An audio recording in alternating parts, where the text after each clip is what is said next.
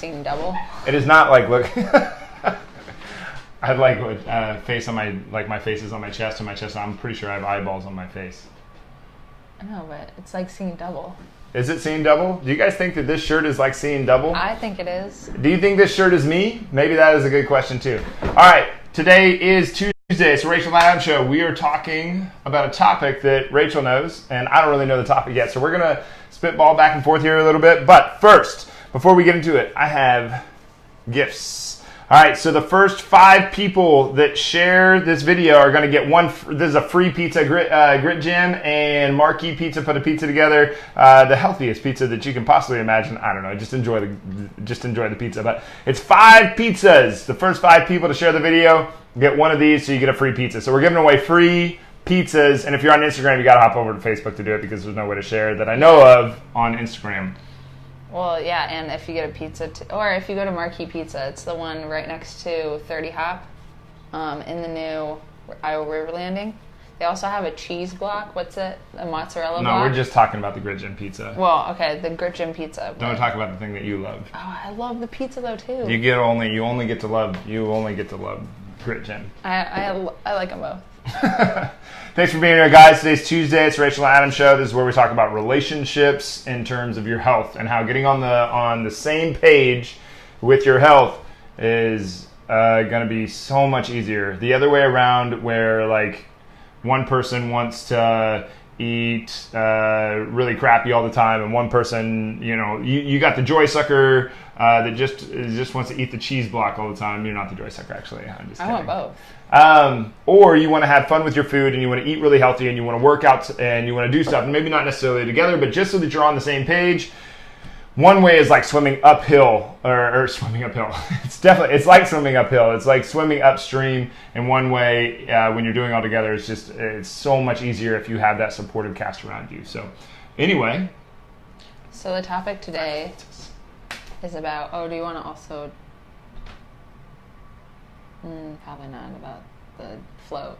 Oh, well, we can mention it. August 21st, you have to go onto the Grit Gym website to RSVP. We're about to send out an email on it. But anybody, you have to bring your own flotation device, and we're meeting at Hills Access in Hills, Iowa, and we're gonna float for a couple hours down to Riverside, and we'll get all organized. We're gonna meet there at 10:30 in 2 weeks on Saturday, July 21st, not August 21st. July 21st. Anyway. Yeah. All right, let's get into it. What's the topic? For today is stop feeling sorry for yourself. Oh, that's easy to say. Well, I mean, on a greater level. Like what? Like on a deeper level? So on a deeper level, yes. I think that a lot of people aren't ready to acknowledge that they are in a state of feeling sorry for themselves. So are you saying that they're like a perpetuator of their own self-victimization? Yeah. So they're it's a the mindset victim and thing. the perpetrator all at the same time? They've gotten to the point where it's the easy thing to do. It's the thing that gets them the most attention. It's the thing that they're good at. So they continue to do it. Do you think they even realize that they're doing it? That's what I'm saying. It's the sneaky thing that's easy that we all do. We all have done in our lives one time or another.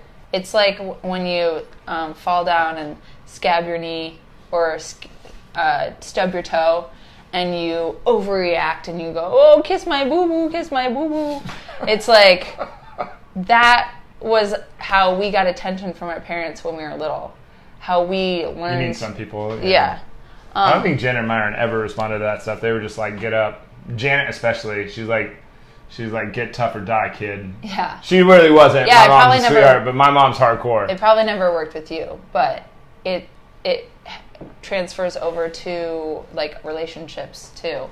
In what way? I don't know. Girls do it a lot. Girls are great at it. I think guys do it too, just in different ways. In different ways. I can only speak for girls. Okay, so how do girls, what's an example of how girls do it? They find a reason to put themselves in that, and then they can start crying, or they can point all the fingers away from them so that people feel sorry for them. Play the blame game? Play the blame game. It uses a lot of different ways. Okay, because I know guys do it. Because like that's like what else could you call jealousy? Where guys like you see a guy like I used to see this all the time in college. Guy and girl will go to the bar. One guy would get really jealous because the girl went to the bathroom and came back and that was all it was. Or like some girl talked with another guy, or some guy said hello to the girl, and he got really jealous. And it's like there's nothing to be afraid of there, but he made up some bullshit in his head, and he's Stop like, feeling sorry for yourself. you did this. You went and talked to that guy. It's all your fault. It's like, no, that's bullshit, man. That's on you. So what I'm trying to get at is, are all the justifications, the excuses that you are pointing your fingers at, are they getting you anywhere closer to where you want to be? Oh, that's a good question. So, You mean a like common if one you- is time. I don't have time. I don't Yeah, have time. I that's what I don't was have gonna say. time. Is that going to ever get you more time? No. Gotcha. It's not going to get you more time. It's not going to propel you to your goals. If you want to have enough time, you got to make a plan to have enough time. You got to put it aside and make sure that you That's funny. hit that point. What? Well, I'm just holding the one life planner. This is how I do it. Like what she was just talking about. This is how I do it. Where, for one, at the beginning of the day, I set my agreements that I have. So I have an agreement. I ask myself certain questions like, are you going to be all in today, or are you going to be afraid that you're not enough today? And I'm like, all right, I'm going to sit here until I am all in with me today. Like, I'm going to love myself. I'm going to do the absolute best that I possibly can today. And then I ask myself the 3 questions. Am I going to work hard to improve today? Yes. Am I going to be a positive influence to those around me? Yes. And then what is what's the third one? I don't know. Oh, yeah. Will you focus on the present priority, like right here, right now? And I have that just like right there. Like these are questions I've asked myself the same questions for like the last 4 years, and I still forget what they are. That's why I have a checklist that I go through so I can agree to it. Yeah. And I write down my goals, write down my targets, and I flip over the page and I write down everything I'm going to do that day and when I'm going to do it. And I don't ever follow this. Amber's watching and she's probably like, yeah, he never follows that. But like I never follow this, but at least I make a plan. At least I have a plan A. Yeah. At least I have something. So, Well, a lot of times not making a plan is a plan to not I think 100% of the time that you don't get make a what you plan, want done. like you always make a plan. Like no matter what, either you're planning to fail or you're planning to succeed. Which one are you going to lead to? I don't want to ride on the default. Yeah. Well, and letting yourself get distracted and doing the things that you want right now that are easy, it's straying away from. Time isn't about choosing what you want, like, in the present right now. It's like, you have to make a decision, like, what do you want most? Like, is the end That's goal... what I was going to say about distraction. I think Yeah. distraction is just an excuse to keep you from what you actually want most. Yeah, it might be easy. It might be, like, say, it's easy to fall asleep and take a nap, but, like... To you. The end goal at the end of the day is I want to get all my work done. I want to spend some time with my family. I want to be able to have time to make dinner for my family. If you take that nap, it kind of sets it all into Or it chaos. could. Like, yeah, I mean... That's just an example. Like, Right. my thing is, like, That's- giving into what you want right now in that moment. So right now you're talking about the difference between like immediate satisfaction versus delayed gratification. Yes. Like delayed gratification is really a powerful thing. I think And that it's, everybody yeah, can it's more benefit from that. powerful if you use it Yeah. in that way. I knew rather than- I knew this girl this girl up in Minneapolis was sitting in a sauna and she was telling about us. I worked at a big box gym up in Minneapolis for a year, and it really sucked. But she was sitting in a sauna, and there was this wrestler in there, and he was looking at the clock, and he's like, I got to make it to 20 seconds. I got to make it to 20 seconds. It was like everything he had to make it to that 20-second mark of that clock. And then he, like, as soon as it hit that 20-second mark, he busted out of the sauna and jumped in the pool. And it was like everything he had to discipline himself to make it to that 20 seconds. And this girl, like, in her life, she was not successful at all. Like, she was kind of I would call like a weak-minded person. Nothing against her, she's fine, she's got a really great personality and everything, but she was like, why didn't he just get out at 10 seconds? Why did he wait that long? What was that last 2 seconds going to matter? I'm like, well, to most people it's not going to matter at all, but that 10 seconds he gained so much power. Like, he found out how much more power he has over himself than he knew before. So that he delayed gratification to go jump into the pool. It wasn't about the extra 10 seconds in the sauna. Right. it wasn't that about that It was at all. about It was pushing about himself. the mental toughness that he gained Right. from that. Like, he walked away maybe being a little bit more tired because he sat in that sauna, but like, he walked away with the Mm-hmm. ability to know that he can do things even though they're so tough and Yeah. so, like, I mean, who wants to sit in a sauna for However couple long hours. he was Yeah. in the sauna, yeah. But he used it as a tool, as an exercise to push himself And and mental not use the toughness. excuse of, oh, I'm so sweaty. Mm-hmm. Like, that's not what the point Yeah, is. he went to a point of discomfort and he stayed there, and and that's an example of delayed gratification. It's very powerful. I don't know what that did for the rest of his life, but I would imagine that that he gained a great deal from that. And they actually did a study about this. They put kids in a room with I think there might have just been one marshmallow or one piece of chocolate or something that a kid would like to eat. And they set it down and they said, do not touch this. Like, no matter what, do not touch this. I'm going to leave the room for 5 minutes and I'll be back. And they left the room for 5 minutes, came back after 5 minutes, and they had like a double wall glass or whatever, and they saw the kids. And the kids who, and then they tracked the kids who didn't touch it, they then said, go ahead and have it now, you can have it. And some kids would eat it and some kids didn't. And then they watched them for the next couple of years. Like, they kept up on their grades and all this other stuff and really looked into these kids. And they found that the kids who didn't eat the chocolate or the marshmallow or whatever it was drastically outpaced all the other kids in their extracurriculars and in their... So are they saying that they're and their naturally studies. tough and, like, they're more likely to... Something about that delayed gratification, that it was only like, it was a short period of time. I don't even think it was 5 minutes. It might have been Yeah. 1 minute. But anyway, To a something little about... kid, that's forever. But something about, there's a correlation there of something. Like, these kids that can hold out longer and not feed into the immediate satisfaction thing did better throughout their life, throughout the next couple of years. Yeah. It was kind of cool. So, like, another kind of excuse that I was thinking of is the fear. Fear? The fear. Okay. Like, labeling us as having anxiety over something. You mean like You know that? what I mean? Like, that thing gives me anxiety. Like, Yeah. okay. So I wanna do this, but I can't because use public speaking. That's the one that. Oh, the public speaking, Yeah. or like being in social situations. How about this?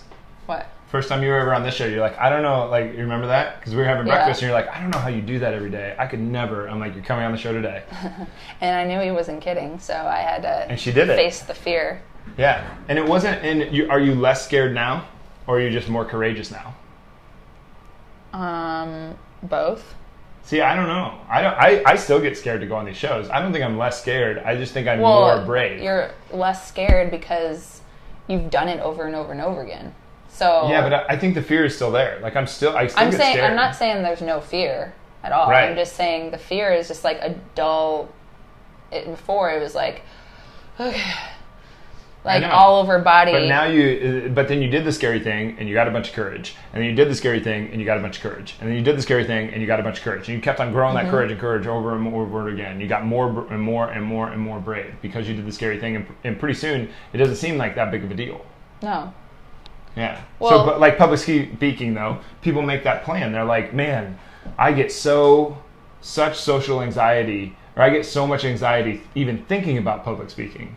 Well, you just made a plan They to get just anxious. made the excuse is the plan. Well, yeah, and the plan is the excuse, right? Yeah. I mean, we could all say like, oh, I want to be a better parent. I want to be a better, better in social situations. I want be a my better business friend. to grow. I want to be a better lover. I want to be a better... All of it. But Professional. when you follow it up with a but, that's the plan. The plan is to not do it at all. Ooh. Like what?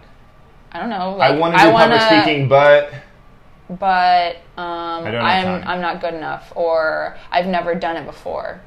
Or I get scared. Or I get scared. I'm not good at public speaking. And this could be or- like the smallest, tiniest little thing. It's not about like going out there, and we're not saying go out there and be a public speaker. Saying like, oh, walk up to that person that you see in a cafeteria and start a conversation. Or That's a fun one. Like, even small things like saying It's hi not fun to. at all, actually.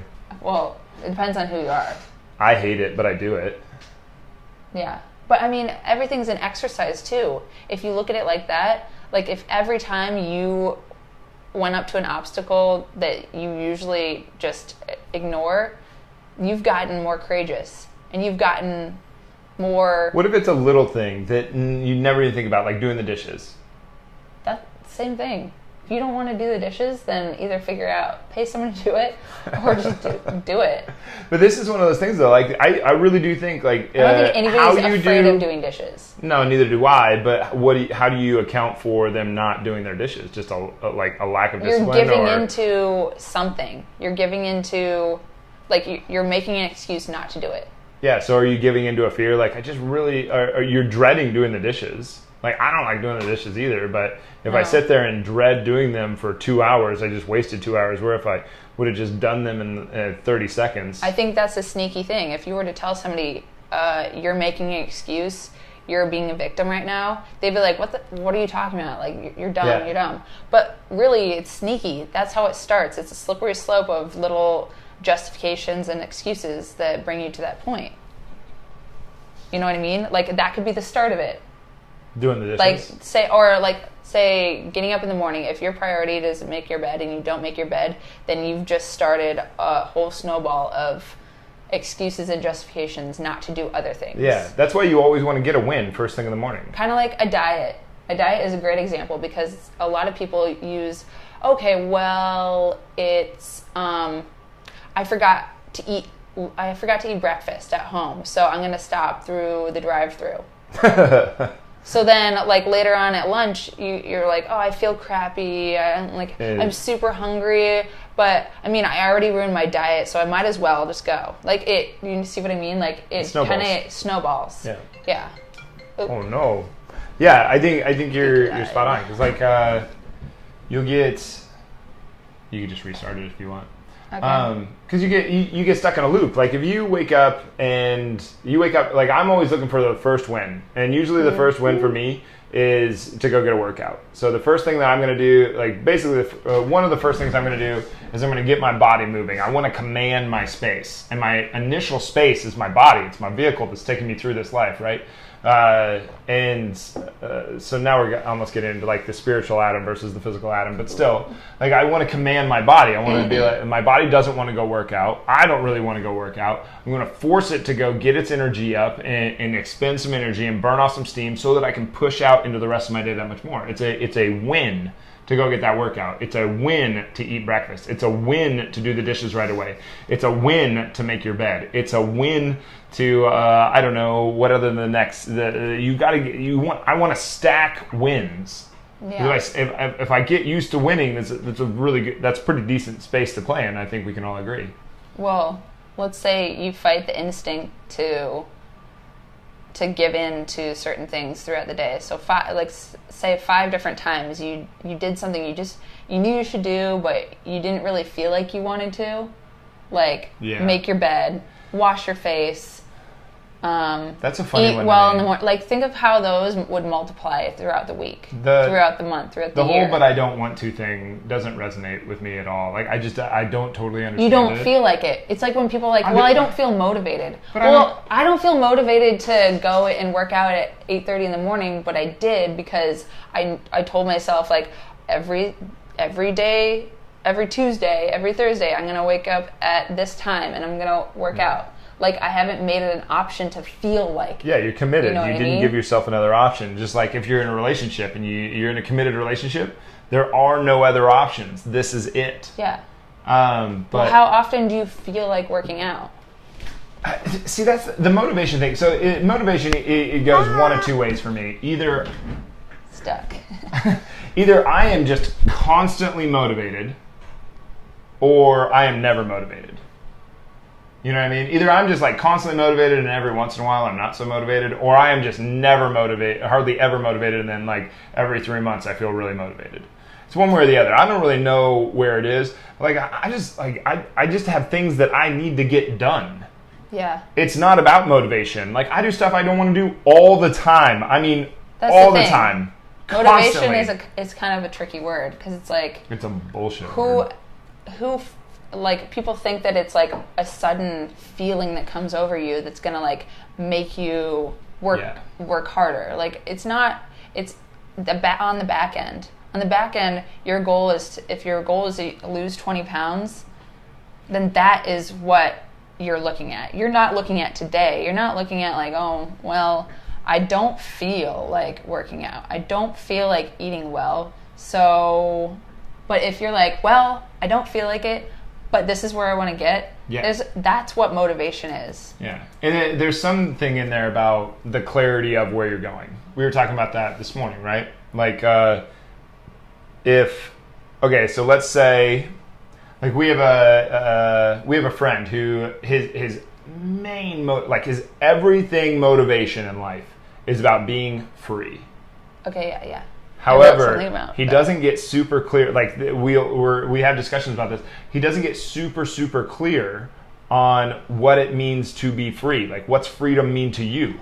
Does freedom mean taking orders because then you don't have the responsibility of of the order? Does freedom mean that you can do whatever you want whenever you want? Does freedom mean that you're a joyful, powerful, lovable person and you are the only person that has influence over you? What does freedom mean to you?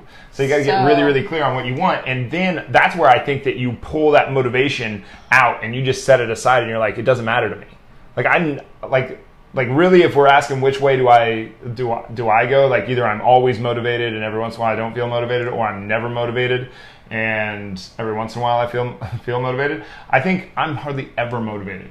I just do it, whether I like it or not.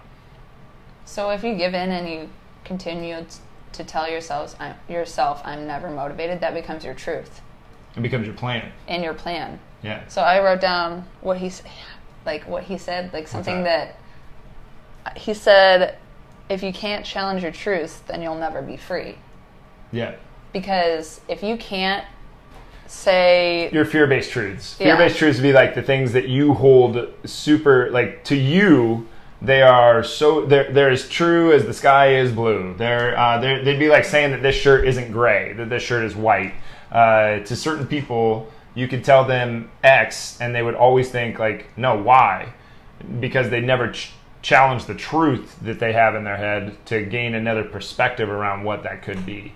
It's just automatic in the brain. It's like people who say, "Oh, I'm really bad at this. I'm really bad at this." They continue. What's an example? I don't have time. I get anxious. I'm not a exercise person. I don't have endurance. I can't do chin-ups. Something like that. They've continually told themselves that to the point where they won't ever try. They believe the story so much so that they will actually... It's a truth. They will actually, if they can't sabotage themselves, they'll ask other people to do it for them. Yeah. Because it's so true to them that they'll actually make it true in their life. Fear-based truths are an amazing thing. That's why I say it's sneaky. Watch. Because it's something that you've told yourself so many times that you, like, the ability to even see past that is just absolutely out of this world. Like, I need attention. Could never happen. I need attention is one that is an example. So I've known people in my life that they need attention so much, and they know they need attention, but they're like, if you ask them, they'd be like, no, I don't need that much attention. I'm independent. No, they will actually, like, we've seen them in the gym too. They will do things that they know are screwed up, and they'll screw up their form. They'll re-rack their weights a dozen times, and you'll watch them over in the corner, and you know what's going on, and you know that, and they'll look over at you, and they'll be like, what's going on? Like, why is that? And they'll keep on rolling around and doing their thing.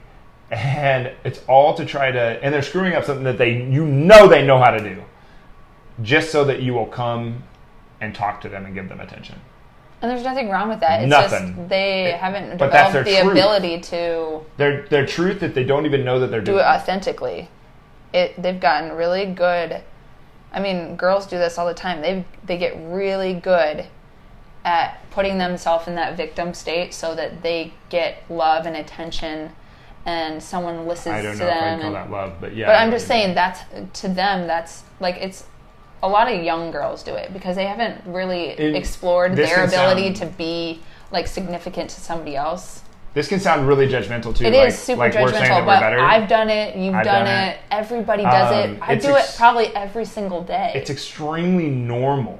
It's so normal. And what we're talking about by challenging the truth, like that norm is something that almost all of us have until all of us have it until we start challenging it. And once we start challenging it, and we do that through there's a bunch of different ways that we do that. But once we start challenging it and acknowledging it, then you can go back to and the questioning core and figure it out. then we can become free of that truth, and then we can negotiate whether we're actually going to live that way or not. Well, I mean, I find it can anybody find a reason why putting yourself in that state of mind is going to propel you to being a better version of yourself? Yeah, no kidding. Like saying, like going into the back room and like crying and like moping and feeling sorry for yourself is not gonna, it's not a good influence on your kids. It doesn't help your state of mind. Mm-hmm. It doesn't put you in a higher level of thinking. It just takes you to a place, there's nothing wrong with like sitting there and crying for a couple of minutes, but then you have to like kind of use that. At some point you got to pick yourself up. Don't give your power to the excuse. Yeah, Janet used to say, don't give it to that. Janet used to if you were playing that game, she used to come in and she'd be like, we're not doing this, get up, let's go. That's a good way. Janet's when you're my mom. a kid, it's kind of hard to like understand why she did that, but it's a powerful thing. It's like you can feel sorry and you can feel sad in the moment because maybe you like skinned your knee, but like to stay there and then to... That's the thing of the errors though. So so just to go back a little bit, joyful, on one side you got joy, love, power. So I'm a joyful, powerful, lovable person. On the other side, you have that fear-based truth of anxiety, anger, guilt. Those are basically your fear-based truths. And anytime you go to those are an error. So you let's say to get attention you scraped your knee. Well, that would be an error, right? And so it's sitting there and moping about it. So then you mope about it, and did moping about it make it feel any better? Did it make your life any better? Did it? No. And I think that's where you ask it yourself, made you weaker. Is it serving you? It's not serving you. Yeah. I mean, you might get attention for a couple minutes, but like, what kind of attention do you want? Don't you want attention, or don't you want the power of like pushing through it and coming out the other end and being stronger for it? See, now you're getting into some of that responsibility stuff. And I know people don't like it when I talk about responsibility because people don't want to own up to it, but because it's tough. It's really, really tough to sit there and be like, to like think about all the ways that you want to take responsibility over your life. Like, it's really easy to sit there and be like, no, I take full responsibility for my life.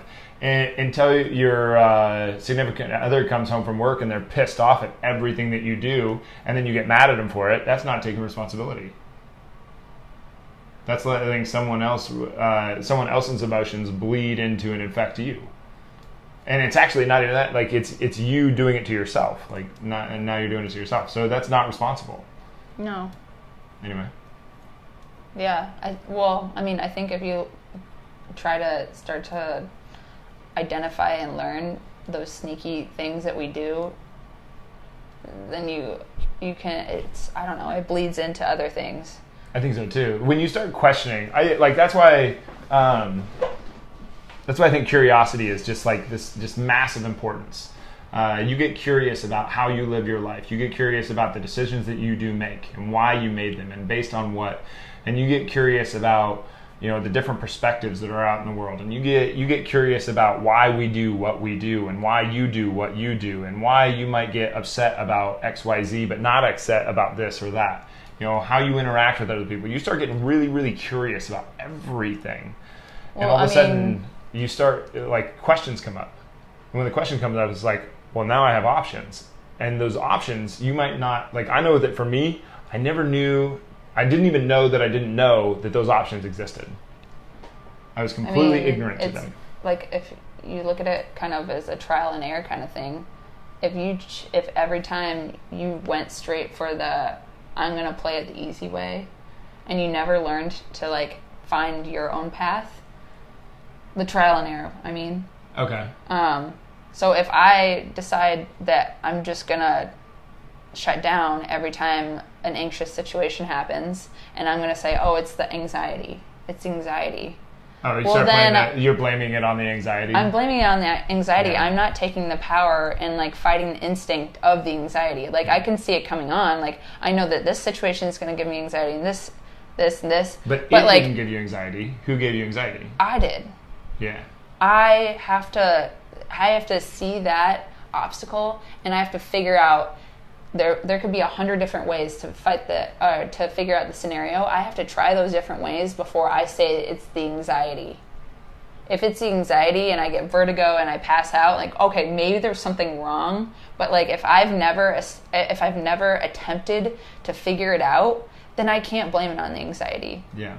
At that point, it's just me giving in to a feeling. So, like, where do we get into the pharmaceutical debate then? Because somebody's going to pop on here and be like, I have a medical problem. I think that's for a different discussion. I do too, but it's still there. Like I definitely think if you, like, for instance, if you feel like pulling your car into oncoming traffic when you go off of your medication, it's probably a good idea to stay on your medication, right?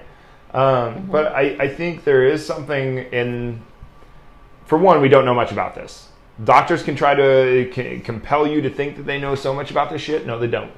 But I think if you take the pill versus confronting the beast without the pill, like if you think of it like how far you could go. Let's use like, so I take the pill, I can only go to here. My bravery can only go to there. But if I don't take the pill and I challenge this thing, I think that there's like this higher level that I can possibly go. Well, but it takes a ton of courage to push forward to do I think that. we can do way more than we think we can do. Well, yeah. Like, that's pretty easy. I mean, think back 10 years. 10 years ago, think to a moment 10 years ago that, and all of you do this, and I think you could do this too. I do this on a regular basis. Like, think back to 10 years ago. I was 23 years old. What could I have done better back then?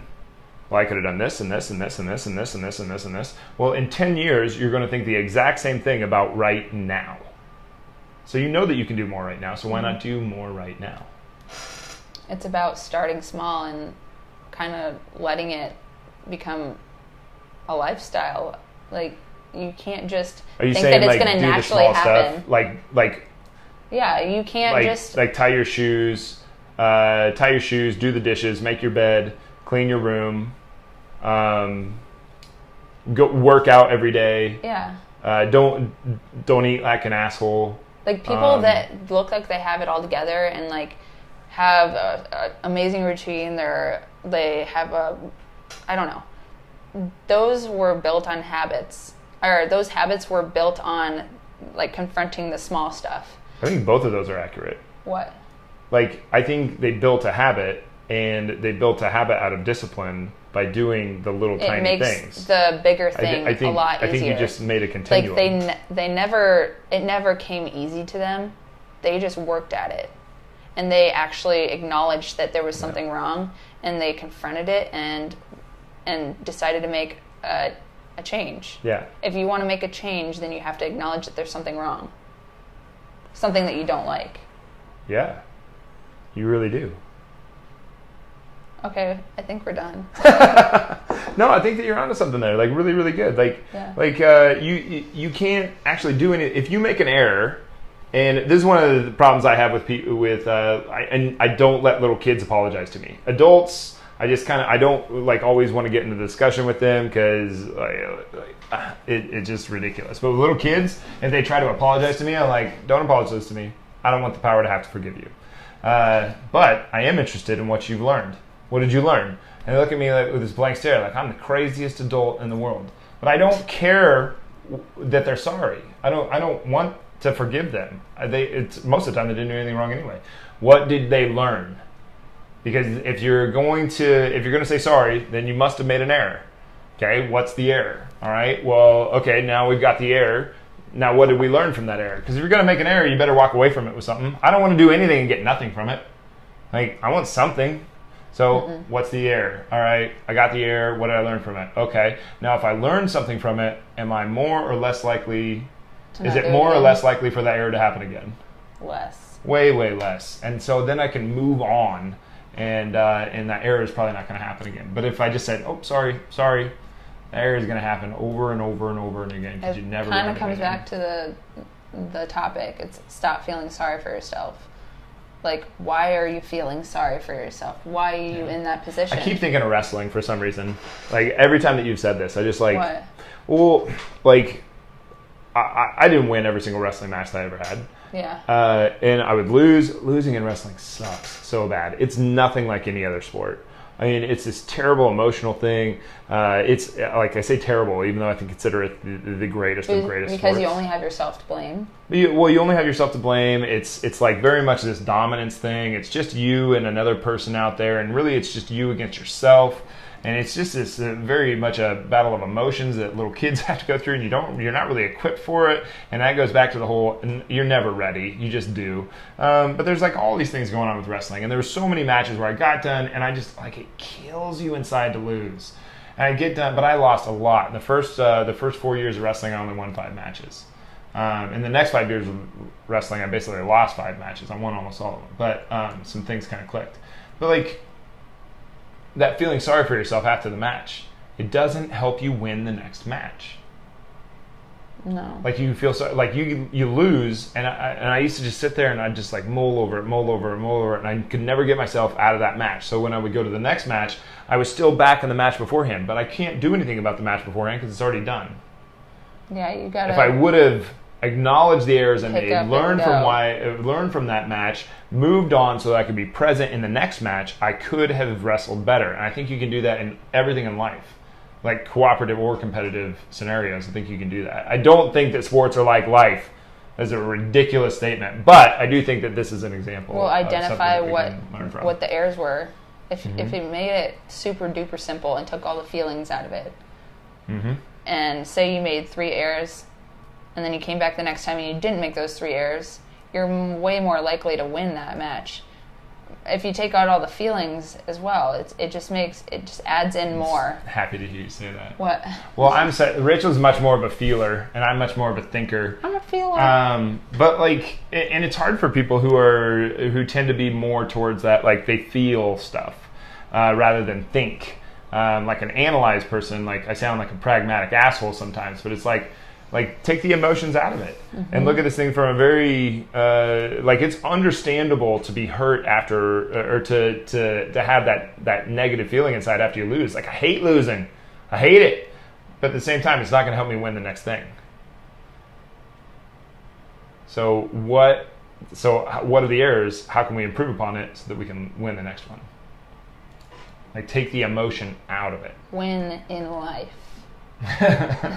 Win the day, win the minute. Win the day, yeah. Yeah, stack the wins. What do we call this one? Stacking wins? Is that what you have? Is that all you got? Yep. That's what that sounded like, didn't it? It's not what I meant it to be. But anyway, it's your topic today. You close us out. Okay, so if you guys, the first 5 shares. Yep, first 5 shares. You get a free Marquee pizza. You get a free pizza at Marquee. And their pizza's really good. Yeah. And like, if you haven't been there, there's a special pizza this month. It's so good. The Grit Gem Pizza. And it has grits on it, and it's so good. It actually is delicious. Yeah.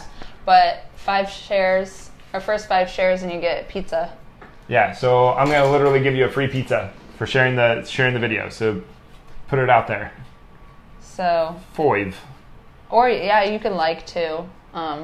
But you only get a pizza if you share. But yeah, is that all? Sure, yeah. All right. Bye, guys. Go win the day. Thanks for being here, guys. We'll see you tomorrow.